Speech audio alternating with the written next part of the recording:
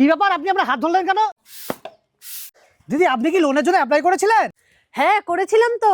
Sir sir আসুন আসুন বসুন। স্যার কি খাবেন বলুন, চা না কফি? না না, আমি কিছু খাবো না। আপনাদের কয় টাকা লোন লাগবে সেটা বলুন।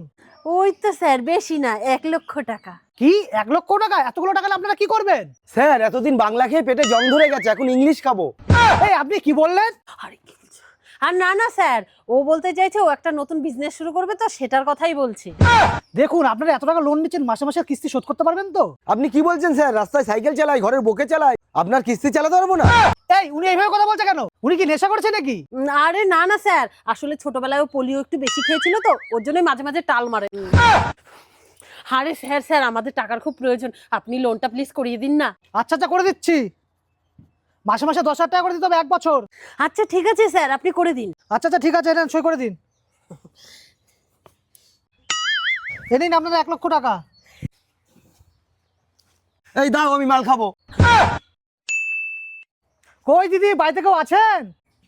এই যাও তো, বাইরে মনে হয় কেউ এসছে, গিয়ে দেখো তো। হ্যাঁ যাচ্ছি। দাদা, আমি কিস্তি দিতে এসেছি।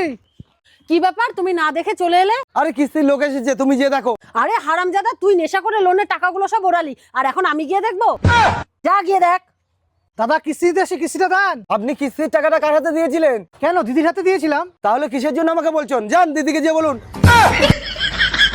দিদি, কিস্তির টাকাটা দিন।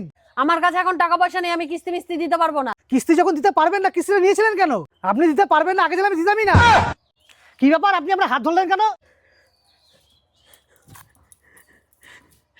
দাদা, আমি আপনার কিস্তি দিতে পারিনি বলে আপনি আমার গায়ে হাত দিলেন। দাদা দাদা তুমি কেঁদো না, আমি বাইরে থেকে লোক ডেকে নিয়ে আসছি। দাদা দাদা, তোমাদের কোনো কিস্তি দিতে হবে, আমি চলে যাচ্ছি, তোমাদের লোন সব শোধ।